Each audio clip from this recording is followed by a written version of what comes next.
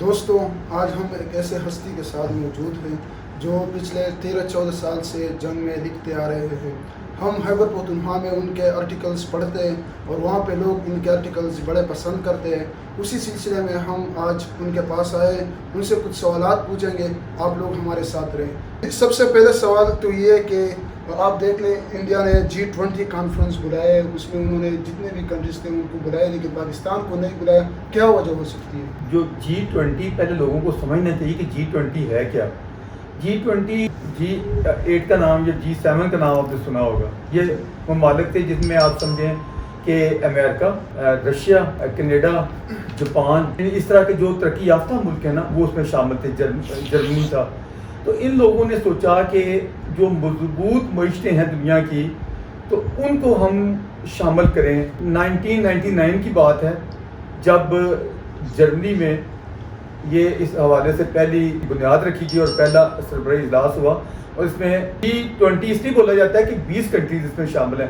آپ سمجھیں 19 کنٹری ہیں اور ایک یورپین یونین ہے 20۔ اب اس میں ترقی یافتہ معیشتیں آتی ہیں نا۔ انڈیا کی معیشت اس وقت جو ہے ان کے ریزرو سارے دنیا میں اب تو گونج رہی ہیں کہ $600 ارب ان کے ریزرو پڑے ہیں، جبکہ ہم نے ابھی حال ہی میں IMF سے جو معاہدہ کیا، جس طریقے سے ہم نے $3 ارب کے لیے جو ناک رگڑی ہے، تو اس کے بعد یہ سوال عجیب سا لگتا ہے کہ پاکستان اس میں کیوں نہیں ہے۔ ظاہر ہے معیشت ہماری اتنی ڈاواں ڈول ہے، اتنی بری حالت ہے، تو وہ امیر ملکوں کا کلب ہے۔ انہوں نے گیسٹ کے طور پہ بھی ان کو بلایا جو اثر رسوخ یا جن کا معاشی بہتر معیشت ہے۔ اب بنگلہ دیش کو بھی بلایا گیا ہے، اور اسی طرح یہ UAE جو ہے وہ بھی اس کا، سعودی عرب جو ہے وہ اس کا ممبر ہے، مسلم ممالک میں انڈونیشیا بھی اس کا ممبر ہے، اور ترکی بھی اس کا ممبر ہے۔ America, Russia, China, England, France, Germany, Italy total جو بنتے ہیں۔ تو یہ اس میں پاکستان کا جو آپ نے سوال کیا ہے کہ پاکستان کو کیوں نہیں بلایا گیا، پاکستان کو چاہیے، یہ ہمارے لیے واقعی تشویش کی بات ہے، افسوس کی بات ہے۔ ایک زمانہ تھا جب ہم ہر معاملے میں انڈیا کے ساتھ کمپٹیشن میں ہوتے تھے کہ انڈیا نے یہ کیا تو ہم بھی یہ کریں گے، انڈیا نے اتنے جہاز دے دیے تو ہم بھی اتنے جہاز دیں گے، انڈیا نے اتنی آبدوزیں لی ہیں تو ہم بھی اتنی آبدوزیں لیں گے، انڈیا نے فلاں ٹینک لیے ہم بھی لیں گے۔ جس طرح انڈیا چاند پہ چندریان انہوں نے مشن کامیابی سے سر کیا، اور پوری دنیا میں ان کی جے ہو رہی ہے اور انتائش کی جا رہی ہے، اور اس کو بڑی امید بڑی نظروں سے دیکھا جا رہا ہے۔ اس لحاظ سے تو ہمیں چاہیے کہ ہم بھی چندریان کے مقابلے میں اپنا کمریان یا اپنا کوئی مشن بھیجتے، لیکن جس حالت میں ہیں اس میں اس کا تو تصور ہی کوئی نہیں ہے۔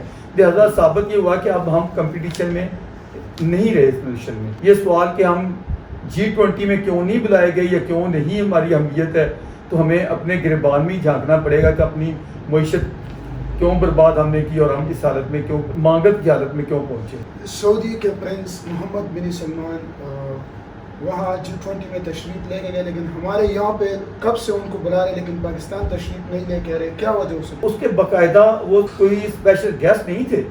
سعودی عرب جو ہے اسٹرانگ معیشت ہے، تو باضابطہ ممبر ہے اس گروپ کا G20 کا، تو انہوں نے سعودی کراؤن پرنس ظاہر ہے وہ اس وقت وہاں سعودی عرب کے پرائم منسٹر کی حیثیت بھی رکھتے ہیں، تو عالمی حیثیت ہے ان کی، اور ان کا بڑا پروٹوکول دیا جاتا ہے۔ ابھی آپ دیکھیں دلی آمد پہ ان کا بھرپور استقبال ہوا، اور مودی صاحب نے، میرا خیال ہے کہ جو بائیڈن کے بعد جس کو سب سے زیادہ پروٹوکول دیا ہے وہ کراؤن پرنس محمد بن سلمان ہے۔ سعودی عرب کے گیت گاتے ہیں، سعودی عرب ہمارا واقعی مشکل کا ساتھی ہے۔ سب جب بھی پاکستان کو مصیبت پڑتی ہے وہ ہمارے دستے تعاون بڑھاتے رہے ہیں، لیکن اب ہم نے اپنے آپ کو اس طرح کر لیا کہ وہ انڈیا کے ساتھ ہم جس طرح سوچتے ہیں وہ اس طرح نہیں سوچتے ہیں۔ وہ انڈیا کو ایک ابھرتی ہوئی معیشت اور بڑی طاقت کے طور پر دیکھتے ہیں۔ تو جو انڈیا کا مقام ہے، سعودی عرب ہو یا UAE ہو، وہ ہم سے بحال زیادہ ہے اور بہتر ہے۔ یہی وجہ ہے کہ ہمیں مختلف مواقع پہ مایوسی ہوتی ہے، لیکن ہمیں چاہیے کہ ہم مایوس ہونے کی بجائے حقیقت کو سمجھنے کی کوشش کریں۔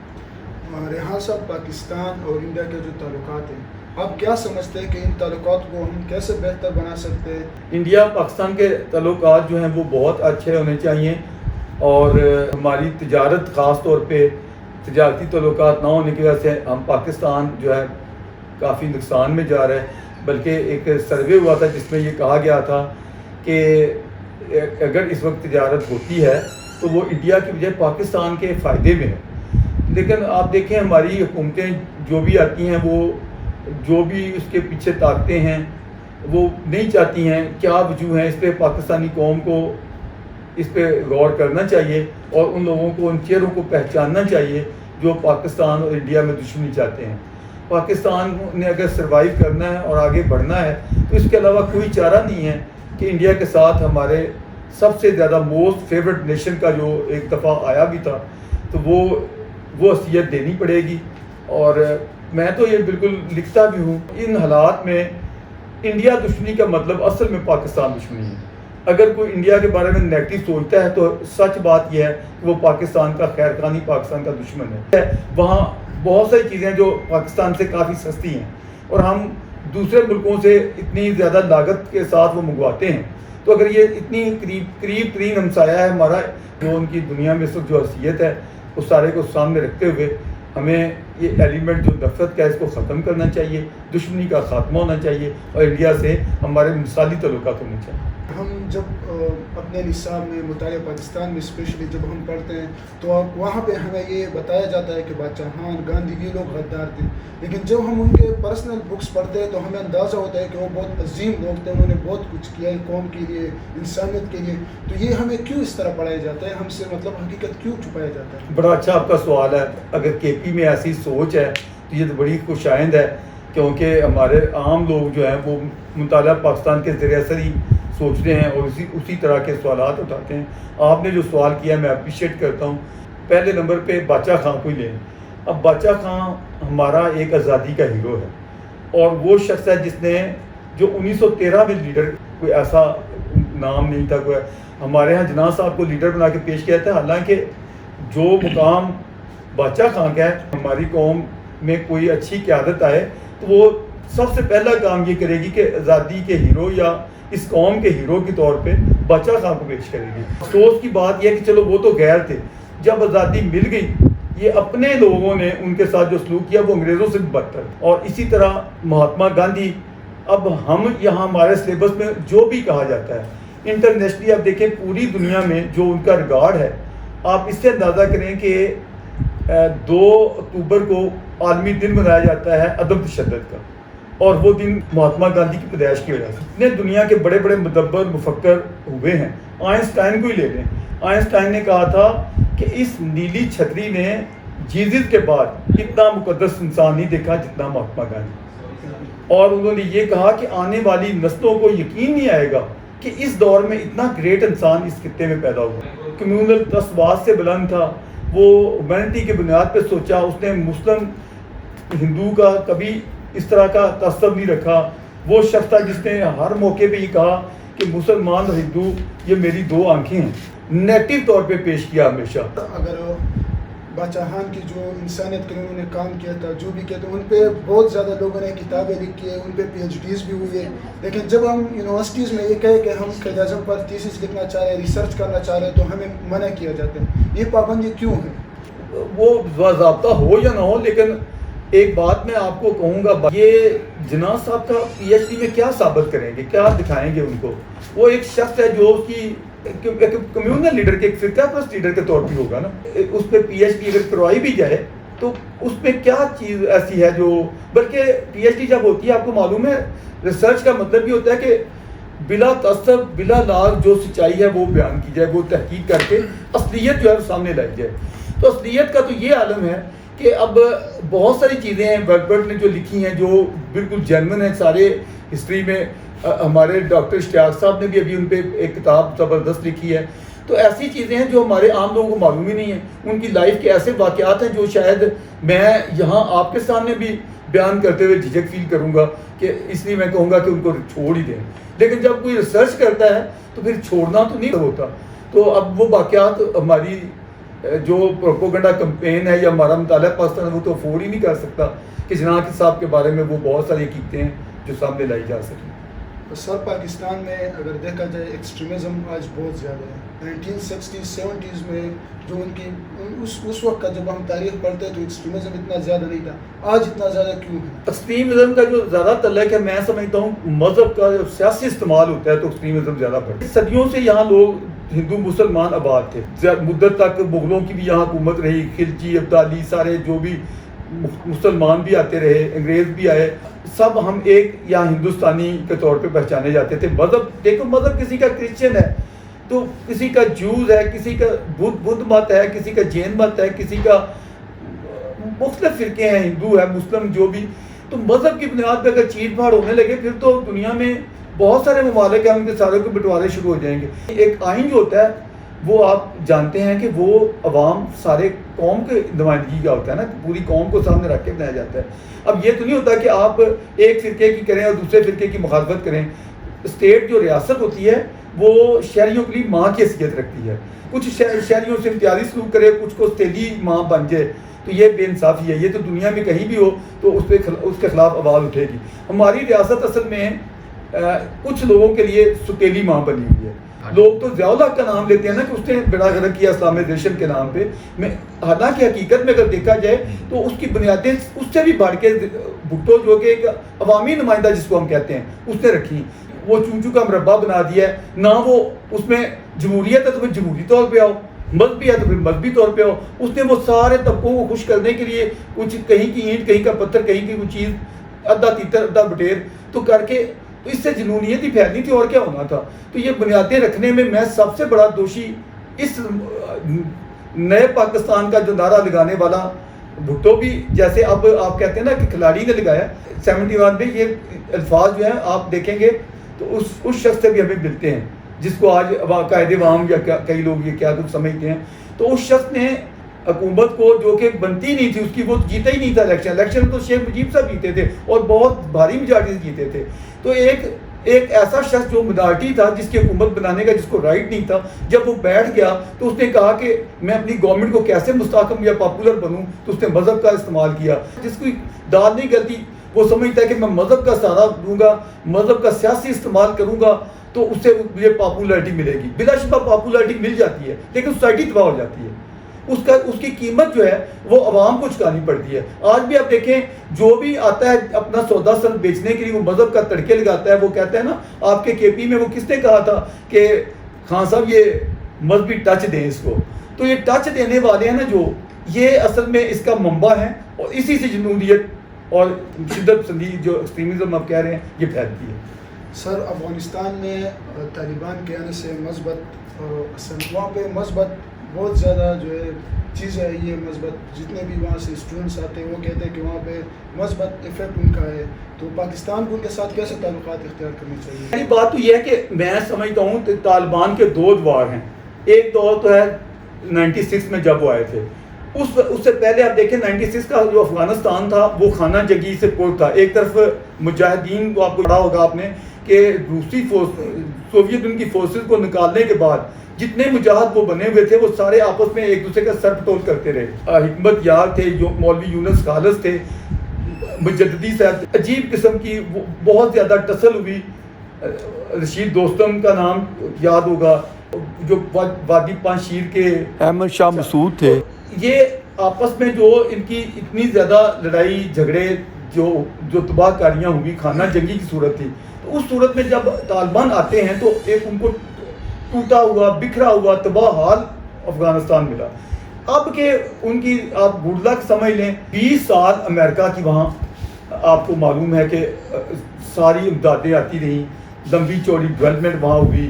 امریکہ کے زیر سایہ وہ اشرف غنی کی جو پہلے احمد کرزائی کی گورنمنٹ چل رہی تھی، تو اس سے کیا ہوا کہ افغانستان کو ایک اتنی بڑی سپر پاور کی امداد حاصل ہو گئی اور اس کی وجہ سے وہاں بہت سڑکیں بنی، پل بنے، ادارے بنے، یونیورسٹی، تعلیمی ادارے، سماجی ادارے۔ لیکن بہرکیف انہوں نے 9/11 کے بعد تو امریکن نے جس طرح قبضہ کیا اور جس طرح ڈیولپ کیا، تو اس کے بعد اب جب وہ نہل ثابت ہوئی اشرف غنی کی گورنمنٹ اور امریکنوں نے فیصلہ، امریکنوں نے یہ کہا کہ ہم نے اس ملک سے نکل جانا ہے، ہم نے کسی صورت اب کیونکہ لہذا امریکن نے طالبان سے معاہدہ کرتے ہوئے کہ آپ لوگ ہم پہ حملہ نہیں کریں گے تو ٹھیک ہے، ہم اپنی فورسز وڈرا کرتے ہیں، وہ چلے گئے۔ اب اصولاً چاہیے تو یہ تھا کہ جنہوں نے اتنی امداد لی تھی اور جو وہاں سیٹ اپ بنا تھا اشرف غنی کی قیادت میں، یہ سارے لوگ اپنے آپ کو اتنا مضبوط ثابت کرتے کہ وہ سنبھالتے، ریت کی دیوار کی طرح وہ ساتھ ہی بہ گئے. جب وہ بہ گئے طالبان آ گئے، تمام کے تمام وسائل بنے بنائے ان کو اس دفعہ ملے ہیں، اس دفعہ ان کو بہترین افغانستان ملا ہے. اور اس کے ساتھ ساتھ آپ یہ بھی دیکھیں کہ اسلحہ بھی بہت زیادہ ان کے آتا ہے. جو اشرف غنی گورنمنٹ کو یہ جتنی لمبے چوڑے جو یہاں اسلحے آئے تھے امریکن سیٹ اپ میں اشرف غنی حکومت میں، وہ سارے کے سارے ذرا امریکن چیزیں سب کچھ واپس تو نہیں اس طرح لے جا سکتے تھے، تو وہ سارے کا سارا ان کو ملا ہے. اس کے بینیفیشری کون ہے؟ طالبان ہے. آپ دیکھیں ان کی کرنسی افغانی جو ہے وہ کافی مستحکم ہے، تو اس کی بیک گراؤنڈ ہے. اور یہی بیک گراؤنڈ کہ وہ طالبان کی ایک اپنی ذہنیت ہے، وہ ایک آرتھوڈکس ہیں، قدیمی ان کے نظریات ہیں قدامت پسندی کے، اور جبر ان کے ہاں تو جمہوریت کا کوئی کنسیپٹ نہیں ہے. مخالفت دیکھتے ہیں وہ کچل ڈالتے ہیں. ان کی نظر میں آرٹسٹوں کو مار دینا یا مخالف رائے رکھنے والے کو مار دینا کوئی ایسا جرم نہیں ہے. جو ملازمت پیشہ خواتین ہیں وہ بڑی مشکلوں میں ہیں وہاں پہ. تو مشکلات تو ہیں، آپ اس کو کبھی بھی یہ نہیں کہہ سکتے کہ بڑا اچھا ہوا ہے، لیکن ابھی آپ کو اور بھی مسائل پیدا ہوں گے. وہ ظاہر ہے وہ کہیں گے بھائی جس طرح ہم خالص اسلام لے کے آئے ہوئے ہیں تو پاکستان جو ہے یہ بھی خالص اسلام کے رنگ میں رنگا جائے. تو اس کے لیے کیوں نہ ان کو ہم سیدھا کریں. اس وقت جو وزیر اعظم تھا اس نے کہا تھا امریکی غلامی کی زنجیریں ٹوٹ گئی ہیں اور طالبان کے آنے سے فتح کے جشن منائے گئے تھے. اب وہ جشن کی ہمیں قیمت نظر آئے گی. اب جو آنے والے دنوں میں سلوک ہونے جا رہا ہے اور بلکہ ہو رہا ہے آپ کے سامنے ہے چترال میں جو کچھ ان دنوں ہوا ہے. تو یہ بڑی خوفناک باتیں ہیں. ہمیں چاہیے کہ ہم ایسے لوگوں کو بالکل سپورٹ نہ کریں. ہمارے جو طاقتور ادارے ہیں ان کو بھی سوچنا چاہیے کہ ہم ایک اصولی پالیسی اپنائیں اور جو شدت پسند ہیں انڈیا دشمنی میں ان کو پروموٹ نہ کریں. آج ہمیں مشرقی بارڈر میں انڈیا کی طرف سے وہ تکلیف نہیں ہے جو ہمیں اپنے اسلامی بھائیوں کی طرف سے تکلیف ہے. سر بارڈر پہ سختیاں بھی ہیں، پابندیاں بھی ہیں، لیکن اس کے باوجود چترال میں ٹی ٹی پی کے لوگ ایکٹیو ہو رہے ہیں. یہ لوگ کہاں سے آتے ہیں؟ ہم نام کچھ بھی رکھ لیں، جب مذہب کا استعمال ہوتا ہے نا تو عام بندہ سے بہت زیادہ امپریس ہوتا ہے. مذہب کا جہاں بھی استعمال ہوگا اس میں وہ جذباتی پن آئے گا، لوگ اس میں اس کے ساتھ اٹیچ ہوں گے، اور یہی چیز ہو رہی ہے. اور یہ باہر سے آنے کی نہیں، میں کہتا ہوں اندر سے بھی ان کو سپورٹ بہت ملنے والی ہے، ملے گی. کسی کو بھی یہ احساس لانا کہ تو کمتر درجے کا شہری پاکستانی ہے اور یہ اعلیٰ درجے کا، تو یہ مساوی حقوق ہونے چاہیے، مساوی حیثیت ہونی چاہیے. تو اس طرح ہی اس سے بچا جا سکتا ہے. ادروائز اگر ہم یہ مذہب کا استعمال کریں گے تو پھر طالبان جیسے بھی آئیں گے اور ہمارے اندر وہ آپ کو لبیک والے وہ بھی ابھریں گے. وہ بھی کتنا بڑا کل کو ریاست کے لیے چیلنج بنیں گے اور پیچھے بن بھی چکے ہیں. تو ان چیزوں سے بچنے کا یہی ایک طریقہ ہے کہ ہم اپنی ان حرکات سے اب سبق سیکھنے کے بعد ہی کم باز آ جائیں اور ہم یہ کہیں کہ ریاست جو ہے وہ غیر جانبدار ہوگی اور تمام شہریوں کو ایک نظر سے دیکھے گی. سر آج کل اگر دیکھا جائے بلاسفیمی کے بہت زیادہ کیسز آتے ہیں. جب اس طرح کا کوئی کیس آ جائے تو لوگ قانون کو اپنے ہاتھوں میں لیتے ہیں. عیدوں کا معاملہ ہوتا ہے، بلاسفیمی کے قوانین ہیں، اب ان پہ نظر ثانی کی ضرورت ہے. یہ حساس معاملہ ہے. ہم نے اس طرح کی قوانین سازی کر کے یہاں جنوبیت کو جو بڑھاوا دیا ہے انتقام کے لیے، ذاتی دشمنیوں کے لیے، اس قانون کا سہارا لیتے ہیں. جتنے بھی واقعات اب تک ہوئے ہیں، اب پاکستان میں دیکھیں اقلیتیں کتنی ہیں، 3%، 3.5%، مطلب بہت تھوڑی رہ چکی ہیں. اب کیا وہ جرت کر سکتی ہیں کہ وہاں اتنی بڑی 97% آبادی کے ساتھ وہ مخالفت میں کہیں کہ ہم نے بلاسفیمی کرنی ہے، اور جب پتہ بھی ہے کہ اس کے کنسیکوینسز، ان کے نتائج ہمارے لیے بربادی اور تباہی کے آئیں گے. تو یہ کوئی بھی ایسی جرت نہیں کر سکتا، نہ ایسی کوئی بات ہے. سیالکوٹ میں سری لنکن کو جس طرح مارا گیا تھا، اس کی کوئی یہ پروگرام تھا کہ میں نے بلاسفیمی کرنی ہے تو ان کرنی ہے تاکہ مجھے یہ لوگ مار ڈالیں. یہ ساری کی ساری پروپیگنڈا کمپینیں ہیں. اپنے کچھ جماعتوں کی اٹھان ہی اس بات پہ ہے کہ اس طرح کی چیزیں حرکتیں کریں تاکہ ان کی ویلیو بڑھے. تو یہ سارا ایک دھندا ہے اور کچھ بھی نہیں. میں یہ سوال پوچھوں گا کہ یہ لاہور میں زیادہ تر اسٹوڈنٹس باہر سے آتے ہیں، ان ینگ اسٹوڈنٹ کو آپ کیا پیغام؟ آپ اپنی سب سے پہلی پرائرٹی آپ کی ہونی چاہیے آپ کی اسٹڈی. آپ کو ماں باپ نے اس لیے بھیجا ہے کہ آپ اپنے ایجوکیشن کو اچھی طرح کریں. باقی آپ کے خطے کی آپ کی محبت ہے، آپ کی جو بھی ہیں بلوچ ہیں وہ ہمارے لیے قابل قدر ہیں، ان کا بھی اتنا ہی ریکارڈ ہے پاکستان پہ، ان کا بھی اتنا ہی حق ہے جتنا پنجابیوں کا. اسلامی جمعیت والوں نے کئی دفعہ جس طرح جو کرتے ہیں پختونوں کے ساتھ یا بلوچ بچوں کے ساتھ دکھ ہوتا ہے، پاکستان کا اتنا ہی رائٹ رکھتے ہیں. ان کے ساتھ جب یہ حملے کرتے ہیں یا ان کو کلچرل پروگرام پہ جس طرح اٹیک کیا جاتا ہے، اس کا مطلب یہ ہوتا ہے کہ ہم اجارہ دار ہیں، آپ لوگ کون ہیں. تو اس سے وہ لوگوں کی پھر وابستگی ریاست کے ساتھ کیا ہوگی جب ان کو یہ لگے کہ ہم اپنے ملک میں آ کے تو ہمارے ساتھ یہ امتیازی سلوک ہوتے ہیں. اپنی استقامت دکھائیں اور اپنی اسٹڈی کے ساتھ ضرور وہ اپنے کلچرل پروگرام کریں, اور جہاں ان کے ساتھ زیادتی ہوتی ہے اس کو سوشل میڈیا ہے اس کو سامنے لائیں.